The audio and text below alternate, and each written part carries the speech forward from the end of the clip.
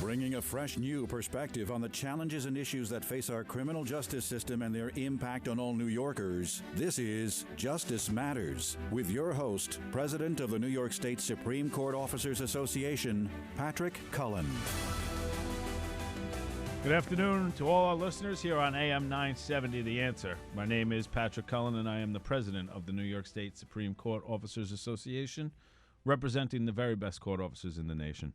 It's a pleasure to welcome you back to Justice Matters. This is a show that highlights the very important role our court officers play in maintaining safety and security in our state Supreme Courts throughout New York City and the 9th Judicial District. Before we get to our guests, I just want to touch on a few issues and developments since our last episode. And every week, we begin this program by taking note of substantive developments in the criminal justice system and the labor community. And there's been no shortage of controversial and dismaying news over the last number of weeks. This week's inconceivable news comes with the announcement that the state is already planning to release some 900 inmates before the already ludicrous bail reform plan goes into effect on the first of the year. Furthermore, Mayor de Blasio, with another asinine idea, has proposed the idea of providing the released inmate with gift cards and baseball tickets in order to ensure that they return to court. In what reality is this considered a good idea? First of all, fast-forwarding the law is dangerous and irresponsible. But additionally, to provide giveaways to ensure one's return to court is unconscionable. It is also the reason bail is set in the first place, to ensure the accused return to court. So de Blasio, who is clearly devoid of any commitment to public safety, is resorting to having to motivate people to return to court with gifts when this is exactly what bail is meant to do. Is this already an acknowledgement that this new law will be a disaster? I think it's very clear that many of the released individuals now or after the 1st of January will snub court dates, and it will be very interesting to see the increase in already high bench warrant statistics. Most importantly, in this continually mind-blowing turn of events, is the further disassociation with the most important aspect of the criminal justice system, and that is crime victims. They continue to become less important while their safety and their desire for justice becomes secondary to the self-aggrandizement of the city's political machine. What do they get in return? While those who victimize are gifted, what is the crime victim left to feel? It's a cockamamie situation, folks, and it's just beginning. It's backwards, and it's destined to make public safety and equality of life as bad as it has been in New York City in a long, long time. Our first guest today is Queens Chief Assistant District Attorney James Quinn. Jim, welcome to Justice Matters. How you doing? I'm doing great. I really appreciate you coming on. I think we really have a lot of great subject matter to get into today. But before we do that, introduce yourself to our listeners. Tell us a little bit about your background, your upbringing, the path that led you to the Queens DA's office. Okay. Well, first, thank you for having me. Absolutely. And secondly, also thank you for the promotion. I'm not the Chief Assistant DA. Okay. I'm the Senior Executive Assistant DA. Okay. But I've been in the DA's office since 1977. I've been an ADA since 1977. I worked in the Appeals Bureau. I was a homicide trial assistant. I was a career criminal assistant, a Supreme Court assistant. I was deputy chief of the Narcotic Trial Bureau, and I was deputy chief of the Homicide Investigations Bureau. I've been an executive assistant in charge of the trial division for the last 26 years under Judge Brown, and now under acting DA Jack Ryan. Right. I grew up in Queens. I actually grew up down in the Ravenswood houses down in Long Island City. I grew up in Astoria after I got married, and now I live out in Richmond Hill in Queens. Right. So, you're invested your entire life in Queens, and it's so important. And anybody we've spoken to from the law enforcement perspective over the course of these many episodes is, a common theme that I always like to draw common themes on this show, and that's I'm investing in the place that invested in me. And I think that that's an important aspect to a lot of public service in this city. I think that's why a lot of us got involved. But what made you want to become a prosecutor, Jim? Well, I mean, I was always interested in the law. Right. I was active in my community back when I was younger. I wanted to do something. I mean, it sounds corny, I know, but I wanted to do something for my city. I love the city of New York. Like you say, I'm invested in the city just as a lot of people are. And I wanted to do things that would make the city safer. Right. And back in 1977, 78, 79, New York City was a way different place than it is now. Right. And that's really why I wanted to do it. Yeah, and it's great. And now 40 some odd years later, you're still doing it. Yes. Yeah. Can you just looking back? Do you have some notable cases that stick in your mind as a district attorney, assistant district attorney in Queens County? Yeah, and there are a couple that stick out a lot. I mean, one was with Greg Lazak. Back in 1986, we tried the murder of Officer Scarangella and the wounding of his partner, Richard Rainey. It was the third time that the case was being tried. It was tried once where one of the defendants was convicted of attempted murder but not murder. The second time it was a hung jury. And the third time, Greg volunteered to take the case, and he asked me to help him with it, and I second sat him on the case. And it wound up being a conviction of both defendants for the murder of Officer Scarangella. The other case that is really quite pertinent, actually, is the murder of Mildred Green. And that happened back in 1987. Mildred Green was a 61-year-old grandmother who worked at a cab dispatcher. She witnessed a fight and a shooting between two drug dealers. She was subpoenaed to come into the grand jury. She testified in the grand jury against the drug dealers. Right. And the attorney for one of the defendants saw her in the grand jury area and reported that back to the defendant and his friends. And about a week later, while she was working, it was about 1 o'clock in the morning, 3 people came in and kicked the door down. They threw her to the floor. They blew her head off with a shotgun and then fired another shot from a 9mm pistol into her head to make sure that she was dead. They were drug dealers. They did not want her to testify. We went to trial on the case, and all 3 defendants were convicted of murder. And 2 other defendants who were related were convicted of drug-related charges in connection with the homicide. Right. Those are, I mean, just two of the, I'm sure, thousands of cases that have come across your desk over the years. But that's a living embodiment of justice. And to see something like that through, especially from start to finish, has got to feel like really achieving something for the people of the city. And I wonder, just really quickly, what does it feel like to accomplish that when you know that you're prosecuting somebody, the facts are a certain way, and the justice system works for the victim and her family? Well, I mean, it's really one of the most emotional things that you can go through. You deal with victims all the time. I mean, we talk to people about rapes, murders, assaults, robberies, burglaries. Ugly stuff. Very ugly stuff. Yeah. And it's day in and day out. And the assistant district attorneys who do this work, they put a lot of work into what they do. Yeah. Because they know that what they're doing is for the betterment of the community. And they know that they're doing justice. As ADAs, we are in unique position to do justice in the criminal justice system. We can decide whether or not to prosecute a case or not prosecute a case. We can decide whether to put somebody in a program or not put somebody in a program.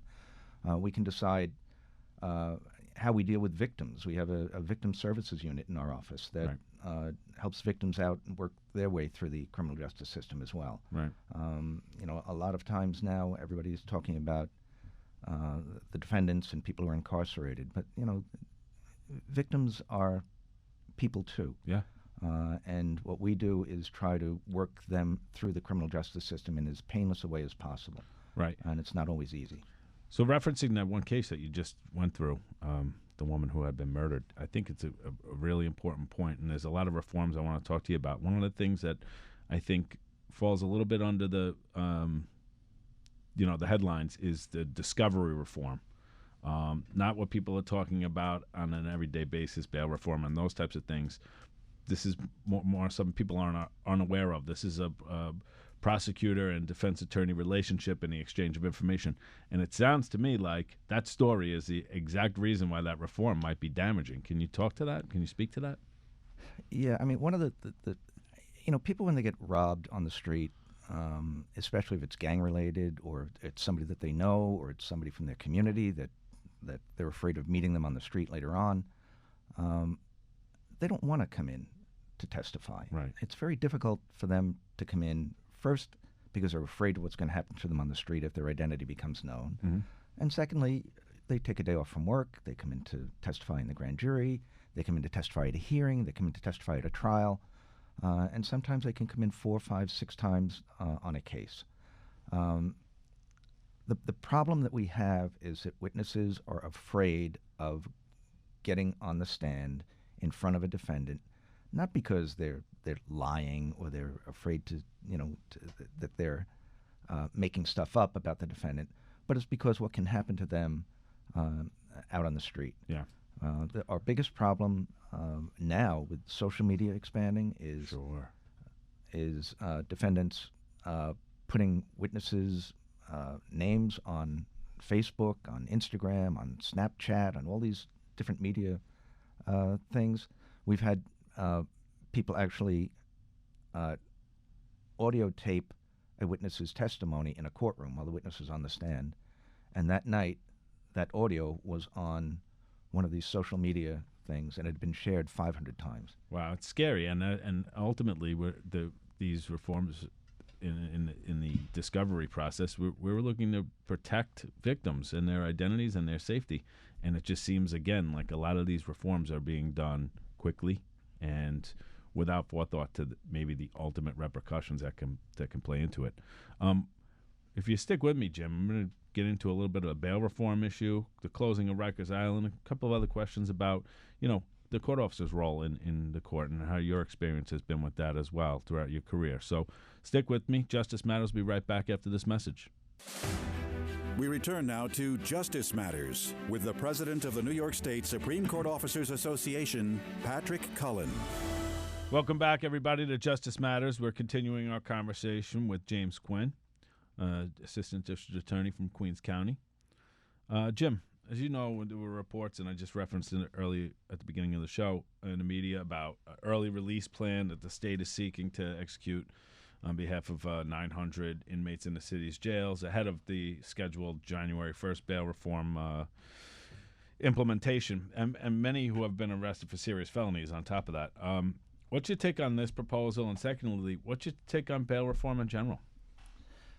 Well, I think that the court system is trying to deal with a situation that was essentially created by the state legislature when they changed the bail laws. Right. And their estimates, I know they're using the number of 900 defendants who are going to be released, but their estimates that as many as 2,000 people will be released from Rikers when the new bail laws take effect. But what a lot of people don't realize is that those bail laws are statewide. Right. And everybody's focused on Rikers, but there are an additional 3,000 people that they estimate will be released statewide. So you're talking about 5,000 people going to be released after January 1st from not from state, but from Rikers and local jails all across the state. Right. And that was an estimate done by the Center for Court Innovation. That's not my number. Right. But I think the court system is trying to deal with that so that they can process all these cases in a timely manner.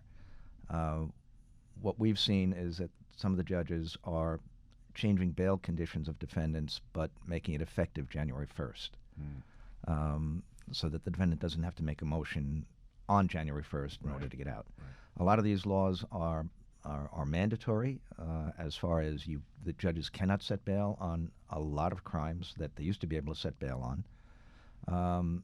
And I just, to give you a short list, some of the crimes that a judge cannot set bail on, which means that he will have to ROR the defendant or give him electronic monitoring under certain circumstances. But burglary in the second degree, which is residential burglary, burglary in the third degree, which is commercial burglary, robbery in the second degree, robbery in the third degree, burglary as a hate crime, Robbery is a hate crime. Assault 3. Stalking. Stalking is a hate crime. Vehicular assault 1 and 2. Menacing 1, 2, and 3. Stalking, 1st degree. Vehicular manslaughter. Coercion, 1st, 2nd, and 3rd degree. Unlawful imprisonment, 1st and 2nd degree. Arson, 3rd, 4th, and 5th degree. Grand larceny, 1st degree. Grand larceny is a hate crime. Arson is a hate crime. It's Welfare incredible. fraud. This forgery. is incredible. And the list goes on and on. Yeah, I'm sure. just highlighting some of them. But And I mean, bail jumping. A judge bail cannot jumping set bail on itself. bail jumping. Right. And that in and of itself is Escape. Incredible. Promoting prison contraband. A judge cannot set bail for a defendant arrested for promoting prison contraband. And what the other thing about it is, it doesn't matter what his record is. Let me give you an example. We had a defendant who was arrested on a pattern burglary. He was arrested for 7 burglaries. He was suspected in 20 more, but they could only connect him to 7. He gets arrested. He is what we call in the law a violent, persistent felony offender, which means he's been convicted of multiple violent felony offenses in the past. Right. He's 53 years old. He'd spent 30 years out of his 53 years in jail for various offenses over the years. When he got locked up on these burglaries, a judge set $25,000 bail on him. On January 1st, because they're all residential burglaries, burglary in the 2nd degree, Right. on January 1st, he'll be released under this new bail law. A judge cannot set bail on him. It doesn't matter what his background is. It doesn't matter how many burglaries he's done. It doesn't matter. He could get up there and say, "I'm not coming back. Right. I'm a citizen of Germany. I'm going to go back to Germany." Sure. He could say whatever he wants, but a judge cannot, under this new law, set bail. And New York is one of the. There are 50 states in the United States. 47 of them allow a judge to consider the dangerousness of the defendant in setting bail. New York is one of only 3 states in the entire country that prohibit a judge from considering whether or not the defendant is a danger to the community in setting bail. So a judge, that this guy that I was just talking about is going to go out and do more burglaries. Right. But a judge can't even consider that in setting bail. Right. So they've taken away that ability and that discretion that may have in other places helped the community be a little safer, and we've completely wiped that out here. That's basically what you're saying. Yes. Yeah, that's incredible. Basically what I'm saying. And yeah, it's just it really it's tough. It's going to be a whole new world, and it's already started. Well, let me give you a couple of examples, Sure. if I may. All Sure. right. About a year ago, the RFK Foundation started a program where they would go and post bail for certain defendants. They had limits. Actually, they had no limits on who they would bail out. In Queens County, they bailed out 20 people. And we kept track of those 20 people that were bailed out. 13 of them have been rearrested.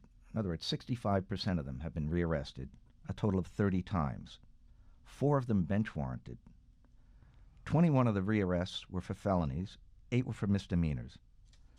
That's just 20 people being bailed out. If you're talking about 2,000 people being bailed out, not bailed out, but having their bail exonerated, right. And they're not going to be able to set bail. If you're talking about 2,000 people being bailed out, you're talking about, if you use these percentages, 1,300 of them being arrested, a total of 3,000 times in 1 year. And that's just New York City. And rearrests don't always tell you the real scope of things, because in New York City, the clearance rates on some crimes, grand larcenies and things like that, are in the 20s. New York City has one of the best police departments in the United States, but they can't solve every crime. Right. So these defendants who are career criminals get out. They don't always get caught for every crime that they commit. I mean, people don't commit crimes because they get arrested. They commit crimes because generally they get away with it. Right. And the burglar that I talked about, the clearance rate on burglaries is 51% in the city of New York. And he's good at it. Right. Because he's making a living out of it. And he does so many of them, he gets caught every once in a while. Yeah. But he'll be out, and he's going to commit more crimes, and he's going to get rearrested, And, the fact that the judge can't set bail and can't consider the fact that this man is a danger to the community in setting bail, that just doesn't make sense. No, this has been obviously a common thread of conversation throughout, many weeks of this program lately. And, while many people have different takes on it, you're hearing it directly from a senior executive at the Queens District Attorney's Office, how this is going to be with legitimate statistics. This is, it's scary times, Jim. Yeah, and, unfortunately, I think it's going to get worse before it gets better. Well, let me give you another example. Sure. And this, people don't really understand this sometimes. It was in the papers about a month ago, where Randy Santos, down in Chinatown, beat 4 homeless men to death with a metal pipe. Randy Santos had been arrested 13 or 14 times. He was arrested for an assault in Manhattan. He was arrested for a fare beat in Brooklyn. He was arrested for another assault in Manhattan. And he was also arrested for forcible touching in Queens. When he was arraigned on the forcible touching in Queens, we asked for $1,000 bail. The judge ROR'd him. Right. It's a misdemeanor. These are all misdemeanors. Sure. He warranted on our case, he warranted on the 2 assaults, and he warranted on the fare beat. Then he finally gets rearrested on those, and the judge sets $1,000 bail. Right. A couple of months after the judge set bail, an organization called the Bronx Legal Fund up in the Bronx posted his bail of $1,000. And Randy Santos walked out of Rikers Island. 6 weeks later, he murdered 4 people. These are real things. This is not, this is not a movie. Theory. It's Sure. not, Yeah. sitting around in a lunchroom someplace talking about this stuff. It's not made up. These are real dangers. Well, Jim, I have to tell you, I mean, these stories are incredible, and the truth of the matter is we could go on for probably a couple of hours talking about this, but our segment here is up. But I invite you to please come back on again, and let's get into a little bit more depth on some of these issues, because they're of vital importance to our friends, our family, the members of our community. And I thank you for all the years that you've put in at the Queens DA's office. I know it's not easy work, but we appreciate people like you, Jim. So thanks for coming on, and we'll do this again sometime. Well, thank you. I appreciate you having me. You got it. Justice Matters. We'll be right back after this. Welcome back to Justice Matters with your host, Patrick Cullen, president of the New York State Supreme Court Officers Association. Welcome back, everybody, to Justice Matters. And in the second half of this week's show, we're going to hear from one of the leading voices on labor and politics in the city of New York. He is the editor-in-chief of the Chief Leader, Mr. Richard Steyer. Rich, welcome to Justice Matters. Thank you, Pat. Good to be here. I'm so happy to have you in as somebody I've really wanted to talk to for a long time, because you've been in the media field of labor, which is hard to get information out for labor as it is. You are the one-stop shop on what's important, not just to the big labor unions, but to the small ones. But before we get into a few questions and some stories, which I'm sure will be very interesting, introduce yourself to our listeners. Tell us about how you came up and how you got yourself into journalism, and specifically in labor. Okay. My father was a sports copy editor for the Post and the Herald Tribune, rest in peace, and the New York Times. And so that I grew up with 8 newspapers being brought into my home at a time when New York still had that many. And Sure. Also wound up sitting in some very good seats at sports events. And that was the beginning of it. And when I was 15 and the Mets won the World Series, there were columns being written by people who were appearing in the middle of the paper of the Post, Pete Hamill and James Wexler, about the Mets. And it got me to reading some of their other stuff. Right. And I developed an interest that went beyond the sports page, and came out of college, and I was doing some freelance writing for the Village Voice, and then I kicked around in a few places, came to the Chief when I was 26, was there for 9 years, then went to the Post for 4 years, There was a strike. I wrote something about the strike that appeared in Newsday that probably Rupert Murdoch didn't appreciate. I wasn't invited back once it ended, and came back to the Chief, then went over to Channel 2 for a little bit, and returned to the Chief in 1997, and I've been there since and been editor since 1998. Well, that's terrific. Any regular listener of this program knows my affection and affinity for newspapers. It's been something that I've really loved since I was a young man too, and still continue to read all the papers. Not quite 8, but whatever's out there. And I almost eschew looking at social media for news. I still try to get black and white hard copy, but it's so important. And it's, I think, now more as important as ever. You know, a true reading of the facts of stories and the background of things is now more important than ever before, because things are so skewed in so many different directions. And with that said, you know, the landscape of media is rapidly changing. And, you know, what are some of the biggest changes you've witnessed over the last 10 or 20 years? We've had to adapt to it. Like an awful lot of print publications, we have suffered a loss in readership, that there seems to be less of an inclination among younger people to pay for news than something that people once took for granted and relied on newspapers rather than other sources for information.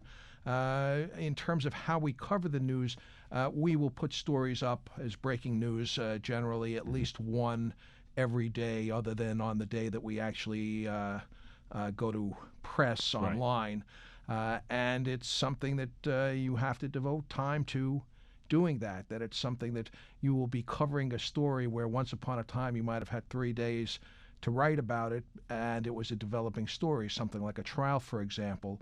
It's something that now we would look, when possible, if there was enough interest, to give running updates in terms of the trial. Might be 500 or 600 words in terms of what happened in that day's proceedings, and you might eventually be writing a 2,000-word story, but you're doing that to try and and everything in terms of tweeting and posting on Facebook and all the other social media outlets. Those are things that we have waded into, over the last decade. Certainly. Yeah, and obviously changing with the times is so important. But one thing that I think has always been impressive to me about the Chief, and having picked it up probably at the age of 17 for the first time, it's not just about stories. There are so many employment opportunities listed in there. So it has always been people's gateway to civil service, which is people's gateway to a middle-class lifestyle. And I'm always so impressed by that, still reading every week, and you see all the job listings and the tests and what's out there. And I think that that's vitally important. You don't find that everywhere. No, it's not an accident that the largest headline on our front page is always about an exam that is coming up that figures to be of interest to readers or people who are just getting it because they're looking for a job, and they've been told that that's a good outlet to be able to get information about things that government is featuring. Yeah. You've been covering public sector unions, as we've said, for many, many years, and between the courts and right-wing ideologues and public sector unions and employment rights, pensions continue to be attacked. How are unions faring in all of this from your perspective?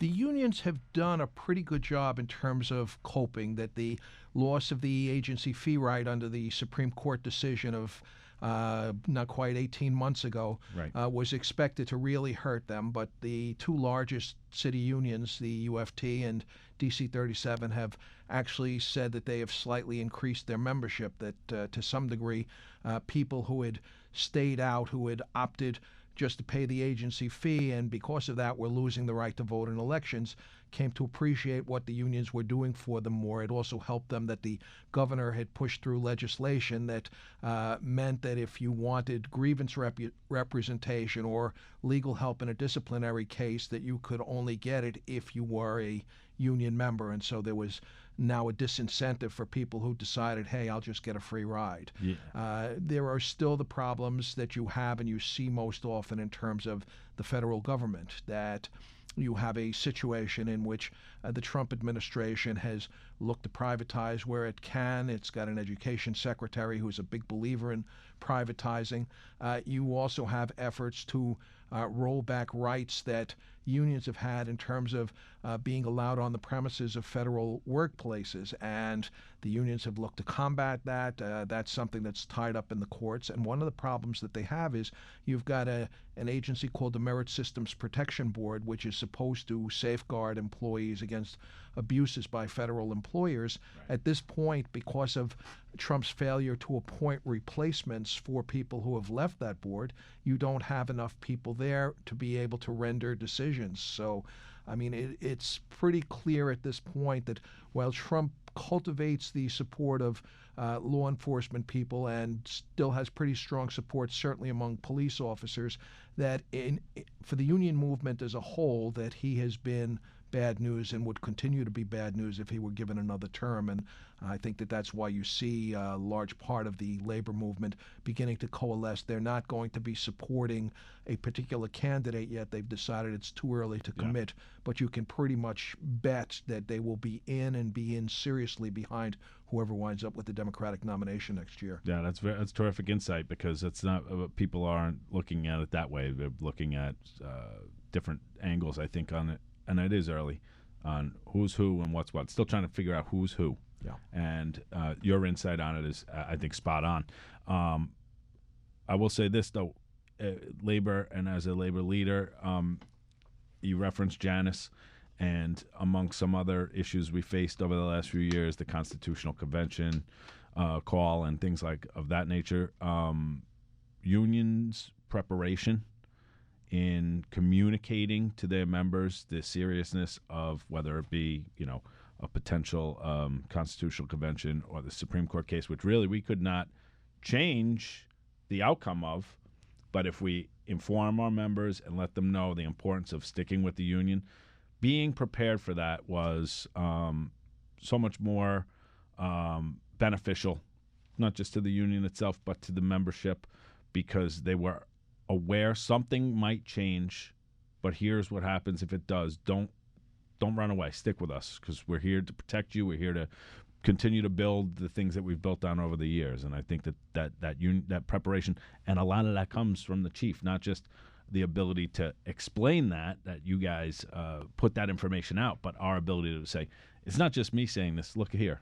Look at the chief and see, this is the forefront of labor communication out there. And so I appreciate that. Yeah. If you want to talk about finding positives within a negative, I think that it would be the greater awareness of unions, that they had to get word out to their members, that they had to make sure if they weren't already communicating well with them, that they would step up those kind of efforts. It's something that when I first started covering this stuff back in the early 1980s, on the one hand, I would hear from some union leaders about the need to educate members who tended to take a lot of benefits that they had for granted, and who didn't value if you told them that we got you a 5% pay raise, but we also got you improvements in terms of something like health benefits or in terms of an annuity fund, that they didn't seem to think that that was a big deal, that they just assumed that had always been there, that these things hadn't been built upon. Conversely, what I would sometimes hear from rank and file members, they would ask me a question and I would give them an answer, and I would, they would say thank you, and I would say, well, this is just basic information, and they would say, you have to understand, we're not hearing this from our union. Yeah. And so that when that happens, you have a problem in terms of communication. That once upon a time, when people lived closer to where they worked, I think that there was a closer relationship among the rank and file and the union leadership. As people have spread out more and as you have more single-parent households, that's changed somewhat. But I think that it's always something that the more involved members are with the union, the more responsive that union is going to be, and probably the better that union is going to be. I would agree, and I think I use this this reference a lot. Like, you, in order to participate in the workplace or get information, you still have to go to the union hall, pay your dues, show your card. That doesn't exist anymore. You're right. People are living hour and a half away from where they work. That I guess disengagement from the proximity of where I go and I sit there, I present my union card, I pay my dues, I get news, I get updates on benefits and all that stuff. I guess we do that now through our website, but that's just not the same as seeing somebody in person working for you, letting you know what's new, what's around the corner, what could be potentially good for you, what could be potentially bad for you, that type of thing. So I think we've moved away from that. Yeah, the human contact is very important. It surely is. What I would hear when DC 37 was going through some of its troubles, there would be local presidents who they were angry and they would say, we never see him. And then you'd have somebody else who was under fire and you'd say, we know he's trying. We see him. We know that he's committed to us, that some of this may be his fault, but, we feel like he's out there for us. Yeah. And it really does make a difference in perception, and perception very often can be almost as important as reality. Oh, how right you are. Rich, if you stick with me, I'm going to take a quick break, but when I come back, I want to talk a little bit about the past, present, and future of labor in New York, in the country. Sure. Justice Matters. We'll be right back right after this. This is Justice Matters with Patrick Cullen, president of the New York State Supreme Court Officers Association. Welcome back to Justice Matters. We're continuing our conversation with Richard Steyer. He's the editor-in-chief of The Chief Leader. Quickly, Election Day this past week. Biggest winner, biggest loser? You want to weigh in? I would say that probably Melinda Katz winning by as much as she did makes her a winner. In terms of losers, there was one item in particular that the police unions were looking to defeat, and that was the one expanding the power of the Civilian Complaint Review Board. And it not only passed, it passed by about 50 points. And so that there's a message there that cops are very frustrated at this point in terms of what's going on out in the streets and the feeling that they're not being sufficiently supported by the mayor. But on the other hand, in terms of a public vote like this, in a situation in which there weren't any other groups that were really pushing hard on that question besides the police unions pushing against, that's sort of a signal to them that their own needs are not necessarily fitting with what the public perceives. And one of the items that they were worried about, that the CCRB would be able to investigate situations in which it appeared that cops had lied in their testimony, that's something that I think is definitely of public concern. Yeah, that's a really interesting way of looking at it. I think that there's two different ways of looking at it. Yours is right down the middle. That's a really good take. And speaking of public safety, criminal justice reform, this is your paper's covered these stories extensively over a number of years. Walk us through recent developments in these areas, if you can. The closing of Rikers, bail reform, discovery reform, 50A, recent resignation of Police Commissioner James O'Neill. What's the implication of these?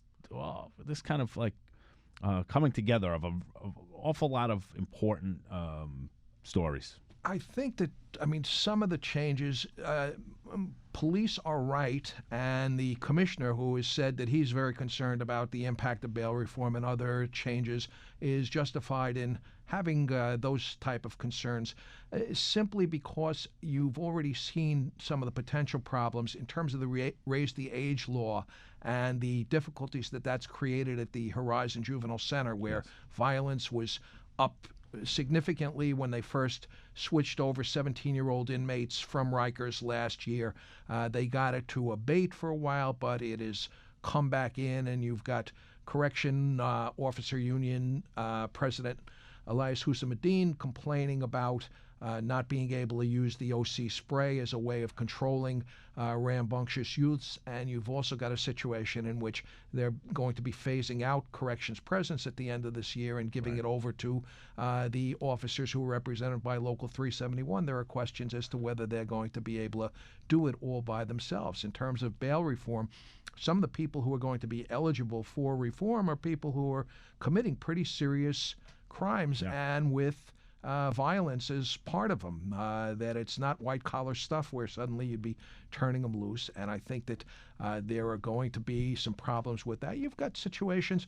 You had one where I think was Justice Shari Michaels was supposed to have let go a couple of people who had weapons possession issues and let them go without any bail. And these were not people who were first-timers in the criminal justice system. Again, it goes to a matter of judgment even before some of these changes are made. And so it's going to have to be something that's done very carefully. In terms of the Rikers Island thing, it basically became this political thing at the last minute where they were going to be cutting back to 4,000 cells to be able to accommodate inmates, and then you had some horse trading with some city council members to get their votes, it became 3,300. Well, at one point they were making an assumption that they could get the prison population down from 7,000 to 4,000. Right. Are they really sure that they're going to be able to knock out another 700 beds and still be able to manage this? I mean, we don't know. Time will tell. But that's the dangerous part about all these reforms coming at once, I think, is that there's a tsunami of reform, but not as much has changed to warrant the reform. So if we continue to see crimes being committed, at X level, then how are we going to mitigate the idea that we don't need as many beds? So I don't know. I think it's going to be a case by case basis, and it's going to see in a couple of years we're gonna know in a couple of years how maybe short-sighted this might have been. And the other thing is that this is supposed to take effect in 2026, but you can't wait until 2026 to start building these expanded facilities in the boroughs. Not at the cost of $10 billion, I've heard as early as today. But let's talk a little bit about the past, the present, the future. Quickly, what are one or two of the biggest stories you covered over the years when it comes to labor? I mean, political corruption was something that when I was first working for the chief in the 1980s, it didn't seem to be a real problem. It was something where you just felt that they were basically cleaner than some of the private sector unions that had been in trouble, whether it was the mine workers or whether it was the Teamsters or the longshoremen. And I covered Anthony Scotto's trial in 1979 before I came to the chief, so you had some idea as to what was going on in terms of private sector. Public sector, it didn't seem to be a problem. When I came back, all of a sudden you had all this stuff bubbling to the surface, and you started to realize that some of the same problems existed in terms of the public sector. It might come to the surface more easily simply because there's more focus on public employee unions. But that was, both riveting and alarming. I mean, it made for great coverage in terms of the scandals, particularly the ones involving DC 37 and the old transit police union. But it was also a bit unsettling to know that some of this stuff had been going on and, had just bubbled to the surface then, but dated back to the late 1980s, if not earlier than that. Yeah, those are real stories. And there's also, large groups of people victimized by, greed and corruption. So what do you think about the future, Rich? Where are we heading as organized labor in general, especially when it comes to New York? Yeah.